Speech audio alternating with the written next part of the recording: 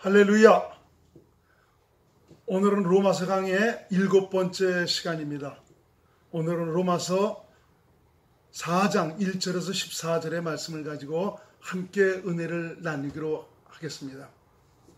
우리의 신앙이 믿음 하나면 충분합니다 라는 고백이 나와야 합니다. 믿음이 없이는 하나님을 기쁘시게 할 수도 없고 또 하나님의 은혜를 경험할 수 없기 때문입니다. 믿음은 살아계신 하나님, 우리 인생을 성전 삼아 오셔서 인생과 함께 사시는 예수 그리스도, 그분의 구원의 은총, 바로 그분의 일하심을 경험하고 누릴 수 있는 수단이 바로 믿음이고 하나님의 능력입니다. 믿음의 삶에 대해 분분합니다. 교회 열심히 다니는 것, 교회 생활 충실하게 하는 것, 새벽 기도 빠지지 않고 열심히 잘 다니며 주일 성수 잘하는 것, 11조 잘 드리고 봉사 잘하고 또 성경부 잘하는 것, 참 이런 것을 보고 믿음이 좋다고 생각하는 분들이 많이 있습니다. 이러한 것은 믿음으로 사는 삶에 절대 필요한 요소들입니다. 그렇다고 해서 그것 잘한다고 믿음이 좋은 것은 아닙니다. 우리 신앙생활에 있어서 이 종교행위라는 것은 매우 중요한 것이죠. 종교행위가 바로 주일성수, 봉사, 기도, 새벽기도, 전도 이런 걸 통틀어서 종교행위라고 가리키고 있죠. 이런 종교행위는 우리 신앙생활에 있어서 매우 중요합니다. 하나님은 이런 종교행위를 통해서 당신을 계시하시고 은혜를 베풀어 주시고 복을 베풀어 주십니다. 그러나 종교행위라는 것은 믿음으로 사는 자들이 하나님을 만나고 경험하고 은혜를 받을 수 있는 그런 수단은 되지만 종교행위 자체를 잘한다고 해서 믿음이 좋다고 말할 수는 없는 것입니다. 하나님은 믿음을 통해서 인생을 축복하시고 은혜를 베풀어 주십니다. 믿음이란 종교행위를 통해서 얻어지는 것이 아니고 하나님께 대한 확신과 신뢰를 기반으로 하는 것입니다. 그렇게 종교행위를 잘하고 있는데도 어떤 극한 상황이나 좀 시험이 닥쳤을 때 하나님을 신뢰하기보다는 참 그 문제 앞에 굴복하고 불안해하고 두려워하며 절망하는 이런 경우가 얼마나 많은지 모릅니다. 믿음으로 산다는 것은 이건 놀라운 축복입니다. 그러나 믿음은 우리 스스로 가질 수 있는 것이 아니라 성령의 역사로 말미암는다는 것입니다. 하나님은 겨자씨만한 믿음이라도 있다면 그 믿음을 보시고 일하십니다. 오늘 본문에 나오는 이 아브라함은 그럼 어떤 믿음을 가져서 믿음의 조상이 되었는가? 오늘 본문에 1절에서 3절 말씀을 현대인 성경으로 제가 한번 읽어드리겠습니다. 그러면 우리 조상 아브라함에 대해서는 어떤 결론을 내릴 수 있습니까? 만일 아브라함이 행위로 의롭다는 인정을 받았다면 자랑할 것이 있었을 것입니다. 그러나 사실 그에게는 하나님 앞에서 자랑할 것이 아무것도 없었습니다. 성경에는 아브라함이 하나님을 믿었으므로 하나님은 바로 이 믿음 때문에 그를 의롭게 여기셨다라고 기록되어 있습니다. 아브라함은 어떤 상황에서 하나님께 택함을 받았습니까? 그의 가문이 좋아서였습니까? 그리고 그의 외모를 보신 것입니까? 아브라함의 사람 됨됨이를 보셨습니까? 하나님은 아브라함의 믿음을 보셨습니다. 아브라함은 하나님의 말씀을 듣고는 확신과 신뢰를 가지고 믿음으로 즉시 순종을 했습니다. 히브리서 11장 8절의 말씀, 현대인 성경에는 이렇게 말씀하고 있습니다. 믿음으로 아브라함은 부르심을 받았을 때 순종하여 장래 기업으로 파들 땅에 나아갈새 갈 바를 알지 못하고 나갔다라고 말씀하고 있어요. 아브라함은 하나님의 명령을 듣자 일고의 의심도 갖지 않았습니다. 갈 바를 알지 못했으나 즉시 순종하여 자기 친척 본토 아비집을 떠났다라고 성경은 말씀하고 있습니다. 아브라함은 자기를 부르신 하나님께서 모든 길을 인도해 줄 것을 확신하고 믿었습니다. 아브라함이 도덕과 윤리적으로 깨끗하고 진실하고 선해서 하나님이 택하신 것은 아닙니다. 하나님은 아브라함이 하나님을 향한 그 확신과 신뢰와 믿음을 가진 것을 보셨던 것입니다. 하나님은 이러한 아브라함을 보시고 그가 믿음의 조상이 될 수 있도록 모든 일상과 삶을 통해서 그를 만들어 가시는 것을 성경을 통해서 우리는 볼 수가 있습니다. 하나님은 그의 행위를 보신 것이 아닙니다. 바로 믿음을 보셨습니다. 참 이 아브라함의 일생을 우리가 잘 살피고 관찰하면은 아브라함이 믿음을 쫓아 하나님의 말씀을 듣고 나왔지만 나온 그런 가운데서 그 믿음으로 하나님의 놀라운 역사들을 경험했지만 또 거기서 아브라함 스스로가 가졌던 신념적인 믿음, 이것과 하나님이 주시는 이 믿음, 참 이것에 대해서 볼 수 있도록 하시고 하나님은 바로 당신의 그 믿음을 주셔서 아브라함이 믿음의 조상이 될 수 있는 참 이런 과정과 일들을 만들어 가시는 참 그런 것을 우리가 성경을 통해서 볼 수가 있습니다.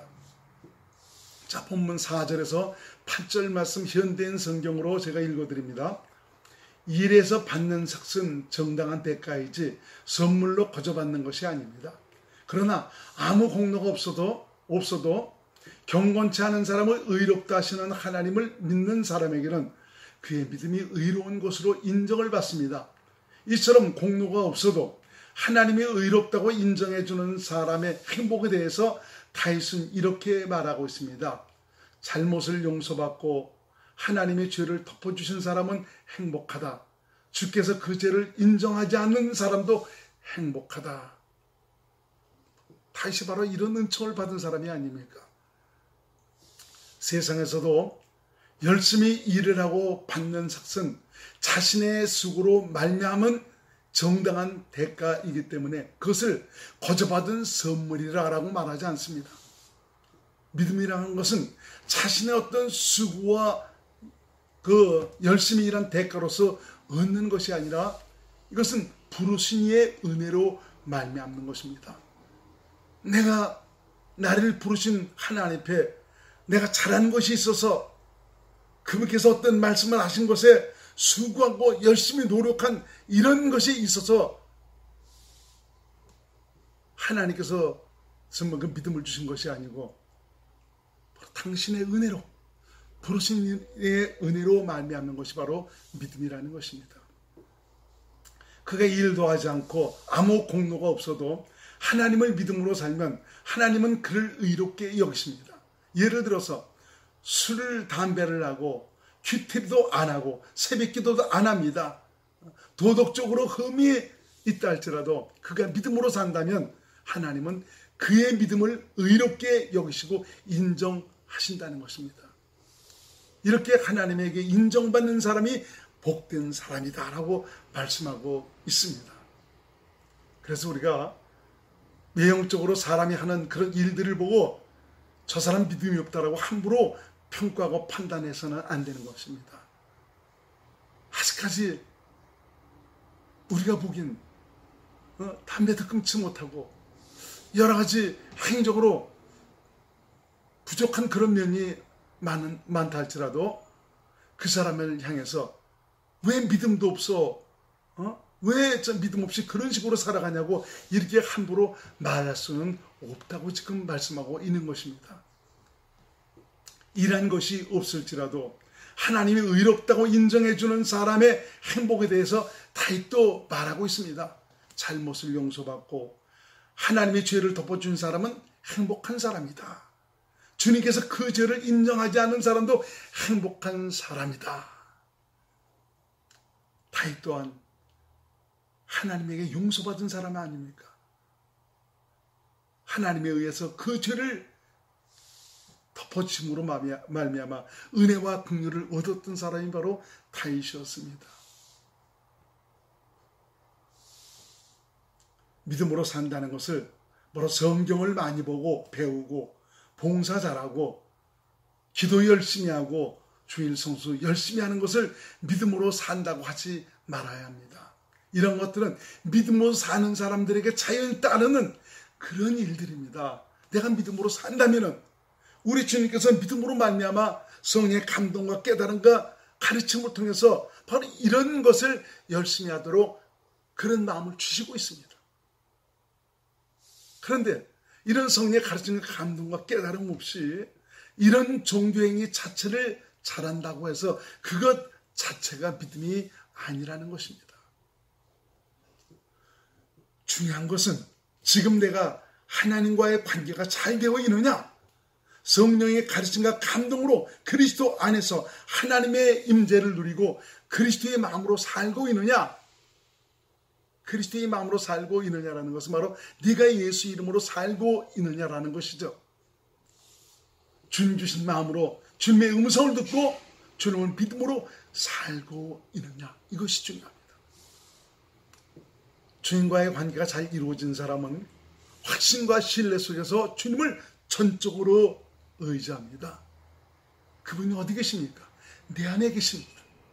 내 안에 계신 그분, 내가 보지 못하고 들리지 않지만 이분은 살아계신 하나님, 나를 성전 삼아 내 안에 오셔서 내 일생을 전적으로 주관하시는 예수 그리스도, 이분께 대한 확신과 신뢰를 가지고 의지하는 사람, 하나님은 이런 그 믿음을 보시고 일하시는 것입니다.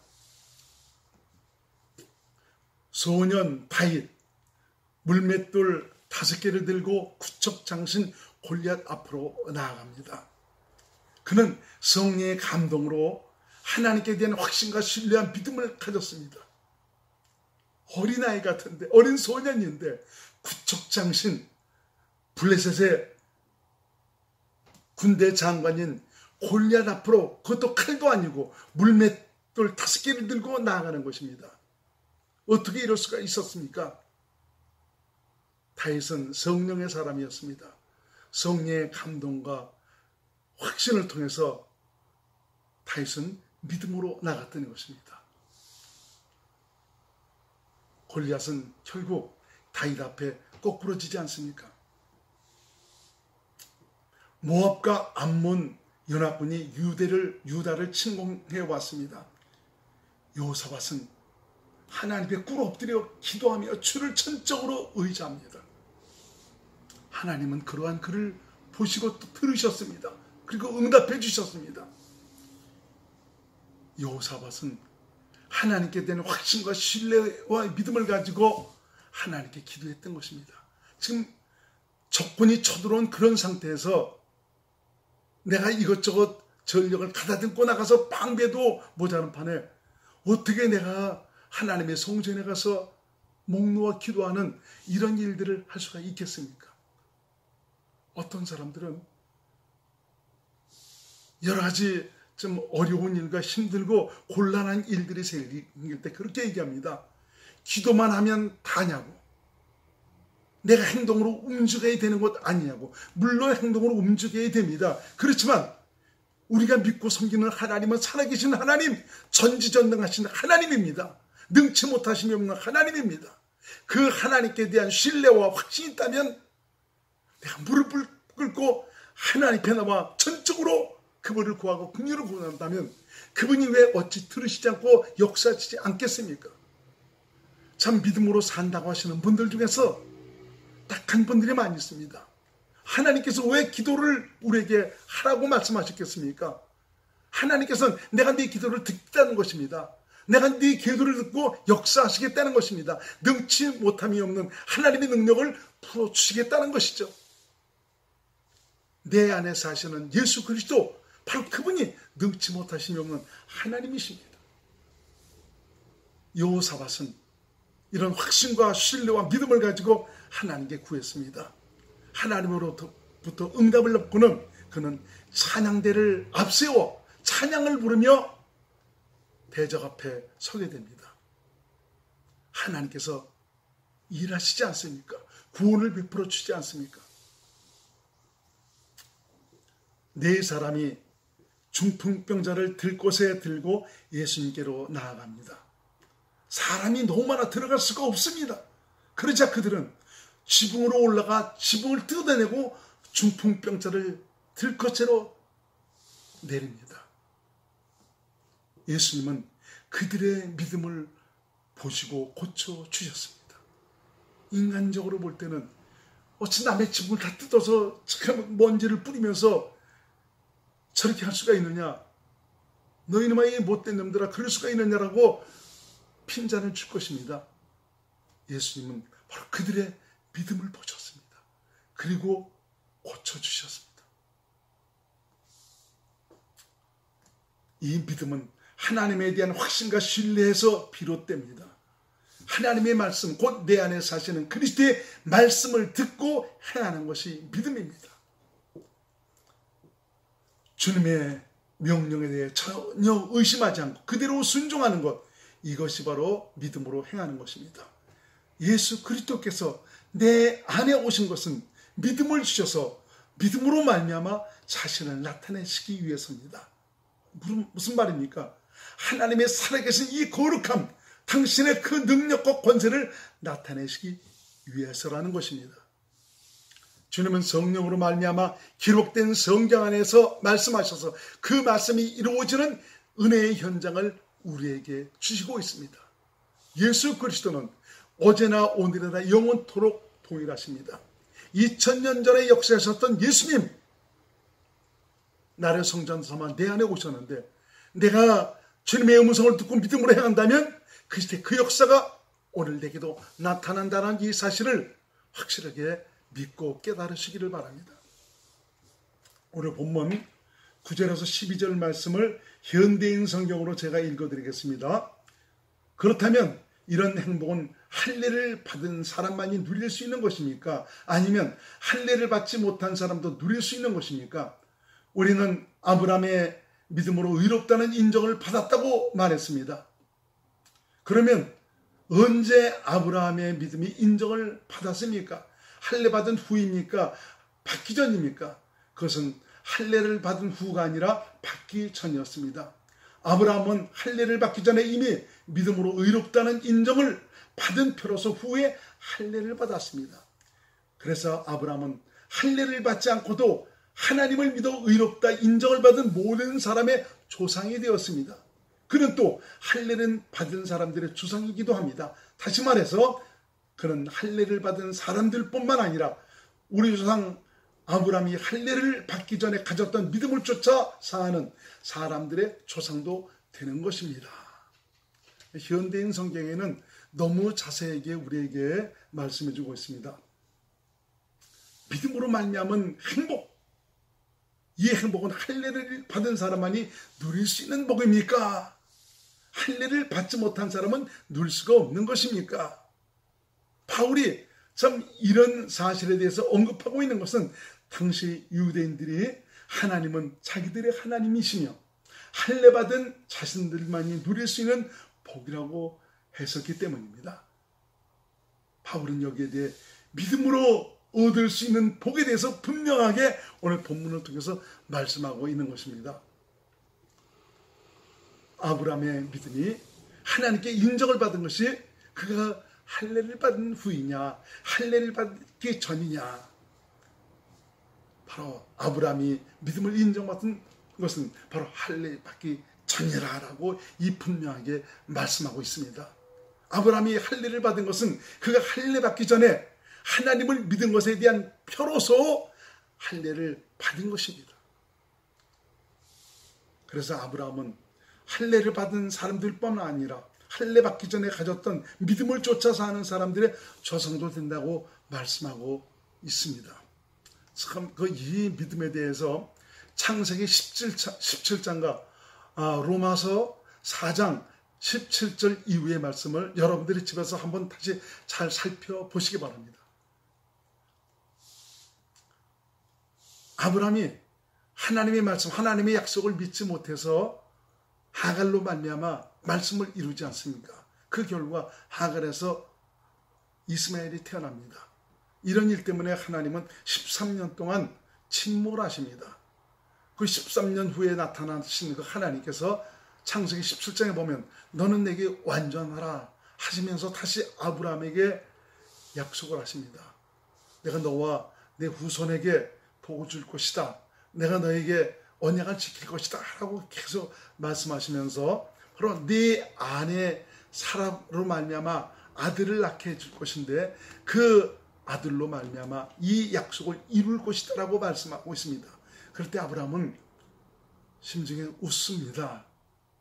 그저 하나님이 너 왜 웃느냐? 아브라함이 그냥 이스마엘이나 내 후계자로 살 수 있기를 원합니다라고 얘기하죠. 그러니까 하나님께서 아니다. 네 안에 사라로 말미암아 내가 아들을 줄 것인데 그 아들의 이름은 이삭이다. 이름까지 지어줍니다. 이삭이다. 바로 내가 이삭으로 말미암아 내 약속을 이루어갈 것이다 라고 말씀하죠. 이 말씀을 듣고는 거기서 아브라함이 믿음을 가졌습니다. 믿음을 갖고 난 다음에 거기서 바로 아브라함이 자신과 자신의 모든 집에 있는 모든 자들에게 할례를 베푸는 그런 장면이 나옵니다. 아브라함이 얘기하죠. 하나님께서 네게 이런 축복을 바로 사라로 말미암아 태어날 첫 이삭으로 말미암아 세운다고 그러니까 지금 내 나이가 지금 100세입니다. 사라의 나이 90세입니다. 믿지 못했던 것입니다.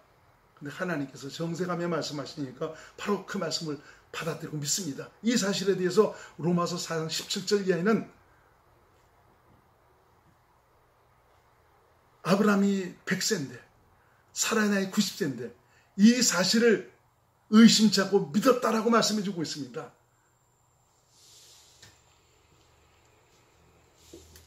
바로 할례 받기 전에 아브라함이 가졌던 그 믿음을 인치시키기 위해서 할례를 받으라고 주님께서 말씀해 주셨던 것이죠. 하나님은 유대인의 하나님뿐만 아니라 세상 모든 사람들도 믿음만 가진다면 얼마든지 아브라함의 자손이 될 수 있다는 것을 지금 말씀하고 있는 것입니다. 오늘 본문 13절에서 14절 현대인 성경으로 제가 말씀드립니다.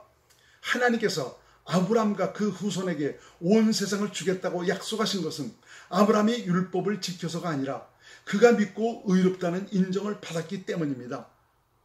만일 세상을 얻을 사람들이 율법을 지키는 사람들이라면 믿음은 아무것도 아니며 하나님의 약속도 무가치합니다. 하나님께서 아브라함과 그 후손에게 온 세상을 주시겠다고 약속하는 것은 아브라함이 바로 율법을 잘 지켜서가 아닙니다. 그가 믿음으로 의롭다 하시는 인정을 받았기 때문입니다. 하나님은 믿음으로 사는 자들에게 온 세상을 지배하고 다스리고 정복할 수 있는 복을 주셨는데 그것은 그들의 행위가 의로워서가 아니라 바로 믿음 때문이라고 지금 말씀하고 있습니다. 세상을 얻게 되는 축복이 율법을 잘 지켜서 얻을 수 있는 것이라면 믿음은 아무것도 아니죠. 하나님의 약속도 무가치한 것뿐입니다. 잊지 마십시오. 영혼이 잘되고 봉사가 잘되고 강건한 축복을 누릴 수 있는 것은 오직 믿음으로만 얻을 수가 있습니다. 그런데 이 믿음은 사랑으로서 역사하는 믿음입니다. 이 사랑은 하나님의 생명에서 나오는 아가페입니다. 믿음도 하나님의 생명에서 나옵니다. 믿음은 스스로 가질 수 있는 것이 아니고 바로 성령의 가르침과 인도하심으로 그리스도 안에서 가질 수가 있는데 바로 그리스도 안에서 하나님의 생명 안에서 나오는 바로 하나님의 사랑을 기반으로 한 믿음으로만이 세상을 이기고 세상을 얻을 수 있는 것입니다. 내가 믿음으로 산다면 아가페가 동반이 됩니다. 여러분, 믿음 하나면 충분합니다. 믿음으로만이 살아계신 하나님의 구원의 능력을 경험하고 누리고 살 수가 있습니다. 그러면 이 믿음으로 살기 위해서는 그리스도 안에서 살기를 힘써야 합니다. 이 말은 성령의 가르침과 감동과 인도하심을 따라 살기에 힘써야 된다는 것입니다. 참 우리 기독교인들, 이 믿음의 사람들이 가장 중요한 것은 성령과 교육하는 일인데 성령의 가르침과 감동과 인도하심을 따라 사는 일인데 근데 의외로 성령을 힘들게 하고 근심시키고 회방하는 일들이 많다는 것입니다. 성령을 거부하고 근심시키면서도 내가 성령을 근심시키고 있다는 이 사실을 깨닫지 못하고 살아가고 있습니다.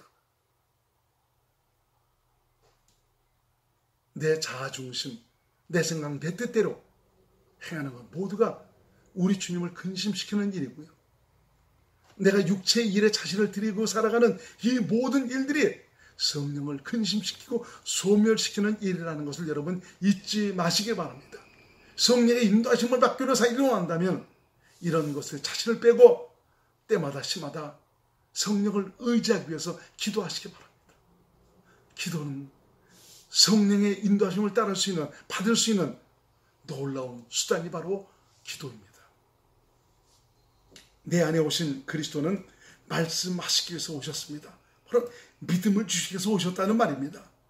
주님은 우리에게 믿음을 주셔서 오늘도 일하시는 하나님의 살아계신가 이 능력을 나타내시고 계십니다. 믿음은 살아계신 하나님의 실제를 경험하는 수단이라는 것 여러분 잊지 마시기 바랍니다. 기독교인에게 믿음이 없다는 것은 아무것도 없다는 것입니다. 하나님은 내가 믿음 갖기를 원하고 있습니다. 믿음으로 살기를 원하고 있습니다. 이 말은 바로 무엇입니까? 당신의 살아계심을, 당신의 일하심을, 당신의 구원을 누리고 살기를 원하신다는 것입니다. 믿음으로 말미암아 하나님의 전부를 은혜로 누리고 사시는 귀한 분들이 될 수 있기를 주의 이름으로 축원을 드리겠습니다. 할렐루야.